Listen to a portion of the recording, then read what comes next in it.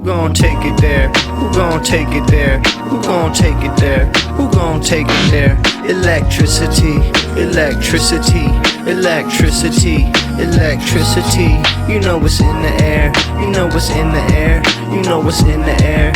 You know what's in the air. It's possibility. It's possibility. It's possibility. It's possibility.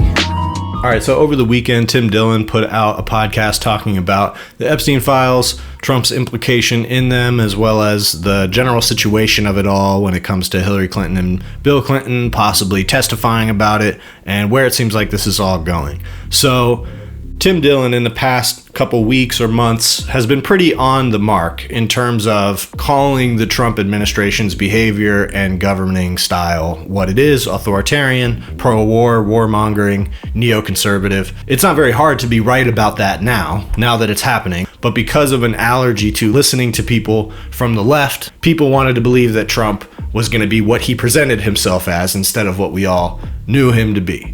And so now with the Epstein files, I've said this before, that everybody is kind of getting confirmation of what they already believed from these Epstein files. There's enough stuff in there that's all over the place and esoteric enough that you could believe some really crazy shit and your beliefs are confirmed by that. Or, you know, if you just believe in like capitalism and exploitation of that nature and the fact that that's the operating principle here, which is what I happen to believe, it's confirmation of that as well. So sorting through that is going to be extremely difficult. The fact that many people, especially many conspiracy theorists, beliefs, existing beliefs, are confirmed in some way, even if it's a tiny way, in these files by something.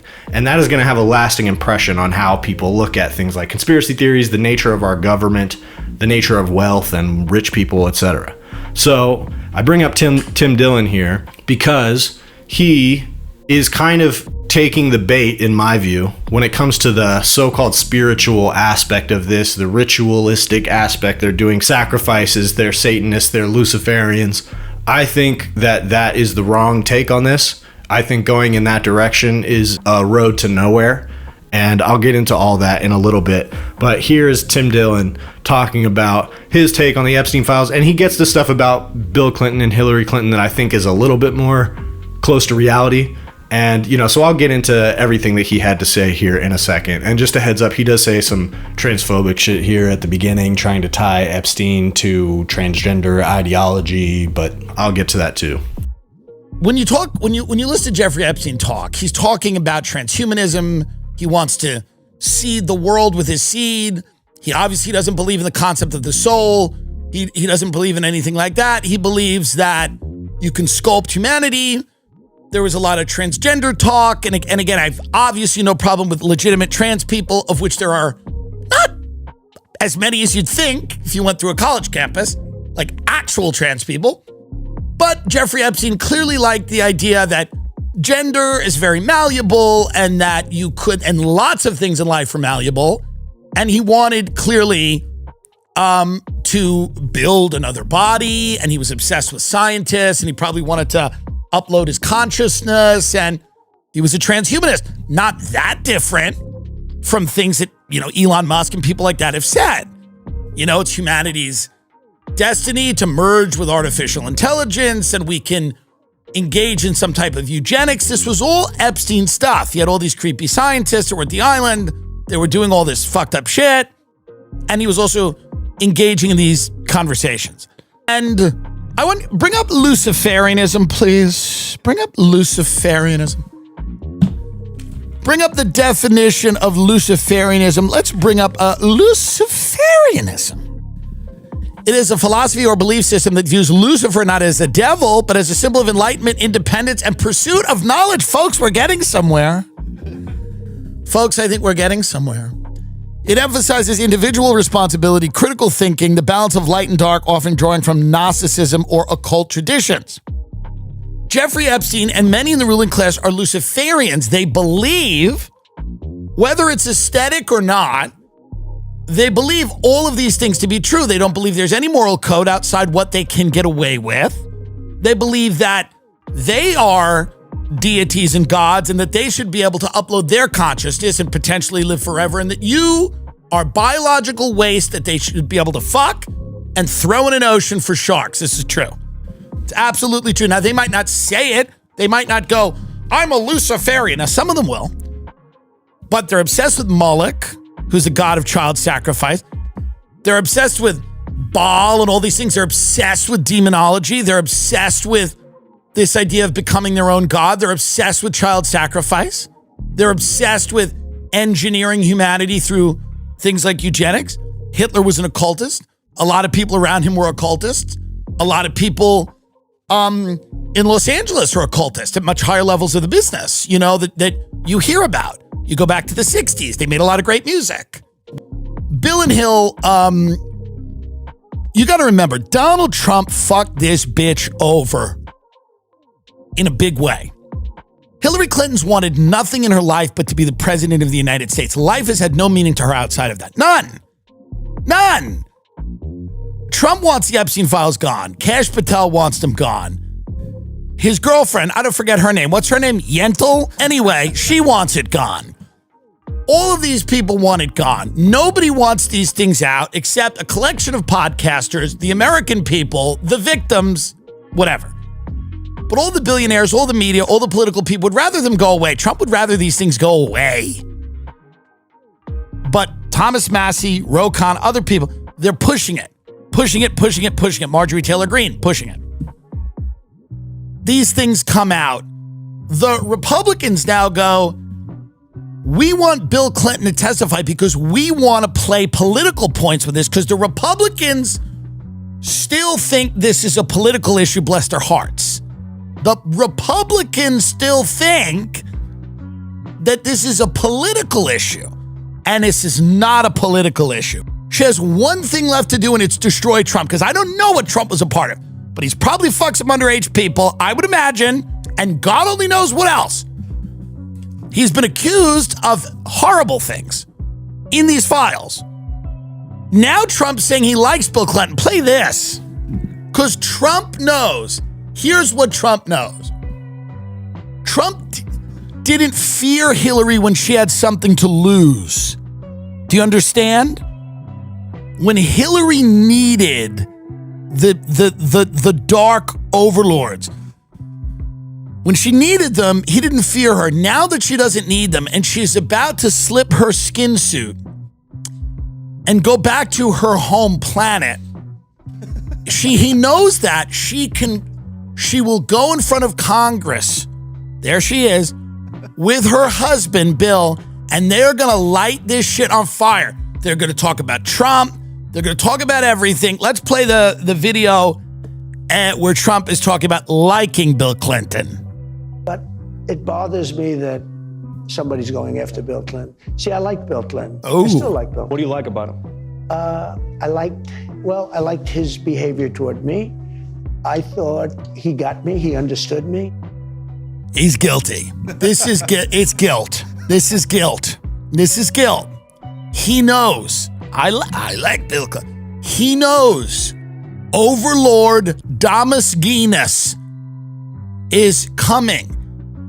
Now, Hillary and Bill, I wonder if they're going to make it to the hearing. All right, so like I said, you can see how he starts this off by kind of listing off a bunch of things that this confirms. You know, it confirms transhumanism. Epstein was into transhumanism. He was into transgender. He was into blah, blah, blah. He was into Satanism, Luciferian, blah, blah, blah.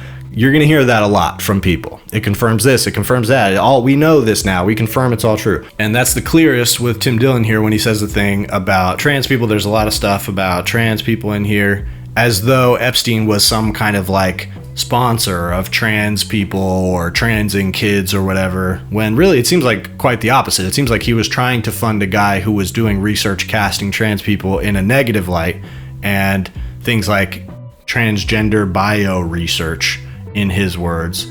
And the conversations that he was having with this dude seemed to be denigrating trans people. So, I mean, this is a rich guy funding reactionary research about transgender people, which was like the cutting edge of science and sociology at the time, because this was years ago. Really not that surprising. It's the same exact trend that's happening now. And people are taking the bait by saying, oh, he was transgender. This shows that Tim Dillon is absorbing this from sources that are trying to reconfirm a certain bias, that he was a liberal and he was sponsoring all of this liberal science. It's not true. what he was interested in some of that stuff, but what he was trying to do was uphold his wealth and others, as well as keeping this weird trafficking ring going. But there are some weird implications in it. It's true that there are a lot of weird references to like pizza in these emails that imply that they were using that as some kind of code word. So that's some somewhat valid vindication of that theory. Does that validate the entire Pizzagate theory? No, but if you crawl through all of the references of pizza in there, you can maybe piece together some ideas of what exactly they were talking about and some of the behind the scenes stuff. But that's the nature of these files, is that a lot of it is very esoteric and kind of inscrutable. And you have these little details, either little code words or things that appear to be a reference to something that people are latching onto. And this stuff that he's talking about with demons, Moloch and Baal, this is stuff I've referenced that Candace Owens has brought up before. So they already thought that rich and powerful people, specifically Zionists, or in their view, Jews, worship or appreciate or are fascinated by these demonic figures like Baal Barith and Moloch. And so Tim Dillon casually throws out that that's in here, that's all over these files. That's not true. That is not referenced. Moloch is not referenced in the files. Baal is referenced seemingly in one place that doesn't really seem to make very much sense. It's a reference to like some kind of bank account transfer or something that happened.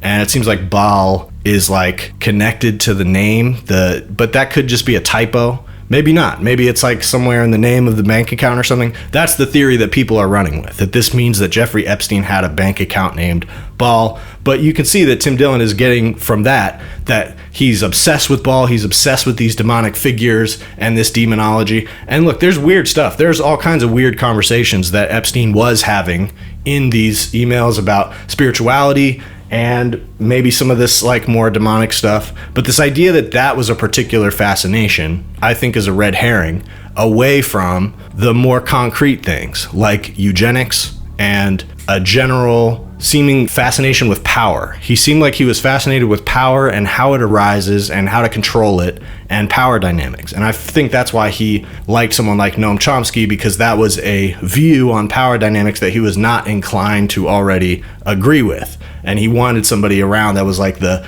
leading edge on the other side that could talk to him about these things, about like global power dynamics. So if you ask me, from my perspective, biased and being confirmed by what I see in these files, Epstein had a fascination with power that arose from the fact that he gained a lot of power in his life, and he saw a lot of power dynamics in these different spaces that he was in and reaching the highest levels of society purely through money, purely through the fact that he controlled enough capital and had enough responsibility over other people's capital that he was allowed in some of the most powerful rooms in the world.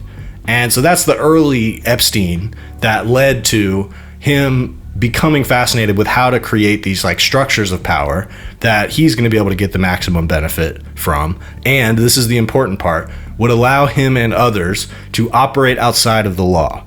And that's really what Epstein was good at. That's what he offered to his clients. And that's truly the kind of glue that holds together the whole situation of global capital, which is highly implicated in these files. If you're talking about concrete things that are in these files, it is bank transfers and information being passed back and forth, political and financial, between very powerful entities in various governments around the world. A lot of them going through Epstein or being referenced by Epstein, either as something that he knew about or was kind of on the outside of, pretending to know about, or some of them were personal friends of his and he was literally doing favors for them. And all of that is visible in these files. So this is concrete stuff about the fact that Epstein was essentially a fixer for different organizations, likely including intelligence organizations, using his tools and his apparatuses that he built, again, operating outside of the law, to procure information and whatever other type of results that somebody like Mossad or the CIA or other entities might want out of him. So now there's this question. Now that Epstein is dead and all this stuff is coming out, and who knows what type of hearings we're going to get out of it, or if any arrests are ever going to come out of it or whatever. But the question is, what's still happening now, right? We all know that the party hasn't ceased and the game of musical chairs, whatever fucked up shit they're doing at the highest levels of power is still happening, there's a gap in our understanding. We can understand what we see through Epstein. Some of this is just his personal perversion and his ideas about the world. But we all know that it's still going on, and people are still up to it, and there are names that haven't been named in this Epstein file and that won't be named in these Epstein files that are still getting away with some version of this. And so we have to figure out what is our calculus for figuring out what that looks like, and what is our calculus for figuring out how to go after that and what to do about it. And that's where going down the like spiritual warfare path is a very bad idea. And I don't think Tim Dillon really believes in that. I don't know that he cares. I think he's just playing into sort of what his audience wants to hear. And there's plenty of stuff about these demons that you can like dig into if you want. And there's some evidence of Epstein genuinely being fascinated with like esoteric aspects of Jewish religion and tradition and stuff like that. And that's where some of the other entities or deities like Baal Berith come into play. So, I mean, it's not outlandish for people to study this type of stuff and be fascinated by it. And the question is, how much are you going to incorporate that into your view of what's really happening in the world? Because there's going to be a lot of people out there that take this as confirmation that all of the worst things that they believe about the elites worshiping demons and sacrificing children and eating babies and stuff, that's a lot of what Tim Dillon is saying here. And like, in order for us to maintain our sanity, there has to be some discernment about like what we're actually reading. Correspondences between Epstein and other people are compelling, because it's things that he was talking about actively. You can see transactions happening, as well as the type of language that they might use. And there are some creepy things that seem like he was talking about having people killed, or in some cases discussing the victims of this trafficking. And there's a reason that those are the examples that are being pushed to the top. It's because those are the ones where it's most clear what is being said. And in most of the other cases and pages of these files, it's not that clear what you're looking at, which is why it's going to make it very easy for grifters of all types to claim that they were always right about whatever shit that they said. And look, it's true from any angle, because just like people who believe that Trump is guilty already of everything and more when it comes to Epstein, their beliefs are confirmed by this because there's detailed accusations inside of it. But people who believe Trump is exonerated by these files have something to say for that as well, because nothing that's in the files is actually any concrete evidence that we've seen yet. And the one thing that is true is that Trump's name appears more in these files than anybody else. It's a huge collection of references to Trump. Epstein referenced Trump many, many times, and in multiple cases seemed to reference that Trump had some culpability. But that was stuff we've already seen. And most of the new stuff about Trump is like accusations from these tip lines, which could be true. To me, it seems like if they weren't at least a tiny bit credible, they wouldn't have ended up at this stage in the filing process. That's what my intuition tells me. So there's probably other random accusations that never got filed. These are the ones that are at least like next to credible. That's what I would assume. And the reality is, I think that we got to lock in terms of what the best way to talk about this Epstein shit is, and where do we go from here? What happens? Because, okay, we all want to see these guys strung up in the town square, and that's great, let's do it. But then what? How do you prevent this from happening? We all know that it's still happening. And so what is the nature of what's still happening? And the people who tell you that it's rituals and it's people behind closed doors who are doing like magical tricks to preserve their power, you can listen to those people if you want to, but they're not going to lead you anywhere. Candace Owens and Tim Dillon and whoever else wants to go with that type of narrative, it's not going to go anywhere. You're never going to get any catharsis. You're never going to get any real answers, and you're never going to feel like you understand the world any better. And the reality is, whatever your bias is going to be, you have to pick one that is going to have the most material consequence. And whatever you believe about Epstein, the thing about him that had the most material consequence is his wealth. That is what made him able to exploit people in the way that he did. That is what connected him with all of these other powerful people throughout the world. And ultimately, that is what the people who are still out there playing the same type of games that he was playing are doing. They're manipulating wealth and capital. And they are able to operate in the legal gray areas largely because the policy of the United States allows them to do it and allows them to manipulate its own politics. So if you want to solve the problem of Epstein, the answer is not in esoteric books about Balbarith or whatever. The answer is in clawing back the wealth from these billionaires who are manipulating the capital of the world in these ways every single day and leading to many people being exploited in ways that we can't even imagine. It happens all the time. And the reason these guys' power is outsized is because their wealth equates to their power. And there's no way to prevent that other than clawing back that wealth and redistributing it to make the community stronger. The communities that the people Epstein and people like him exploit, that they come from. You strengthen those communities by clawing back the wealth from these billionaires that they've essentially stolen through various means. And that's the only reason and way that you get as powerful as a guy like Epstein gets in the first place. We got to lock in on that because there's going to be plenty of people trying to take the narrative in every other direction, and we can't allow it. Me too close to, too much to do. The mission is too crucial. Shout it out from the rooftops until I lose vocals. Who gon' take it there? Who gon' take it there? Who gon' take it there? Who gon' take it there? Electricity, electricity, electricity, electricity.